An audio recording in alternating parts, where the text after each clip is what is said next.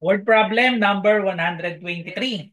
So itong question na ito, ipiniem lang po sa akin yan. So kung meron kayong math question, kung nagre-review kayo at nahihirapan kayo sa problem, pwede nyo pong i-PM sa Messenger RJ Enseñado. Okay, so let's answer this. Tom and Jerry deliver newspapers to their neighborhood. Tom can cover twice the area in an hour as Jerry.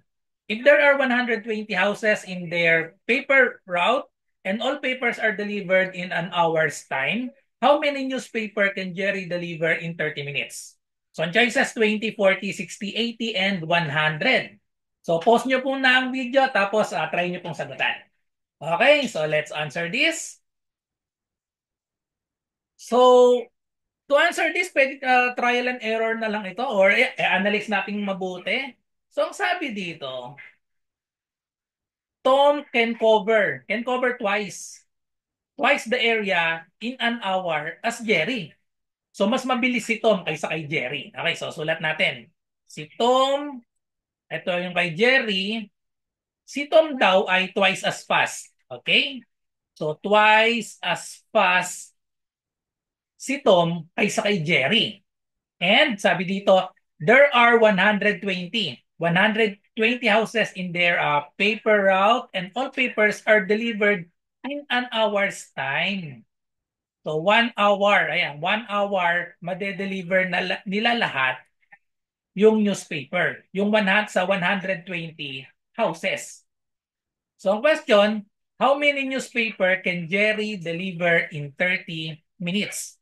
So bago natin ma-solve yung in 30 minutes, kunin muna natin yung 1 hour. Kasi ang sabi dito, you know, in an hour's time. If there are 120 houses in their paper route and all papers are delivered in an hour's time. So isolve muna natin yung 1 hour ni Jerry, tapos tsaka na lang natin i-divide sa 2 para makuha natin yung 30 minutes ni Jerry. Okay? So pwedeng i-mental na lang to or kung gagawa tayo ng equation, i-let natin yung kay Jerry, yung madedeliver na newspaper ni Jerry in 1 hour, pwede natin i-let as X. Okay? So let X be the number of newspaper. Number of newspaper Jerry can deliver in 1 hour. Okay? In 1 hour ito in 1 hour. Tapos, sabi, si Tom daw ay twice as fast. Tom can cover twice the area in an hour as Jerry.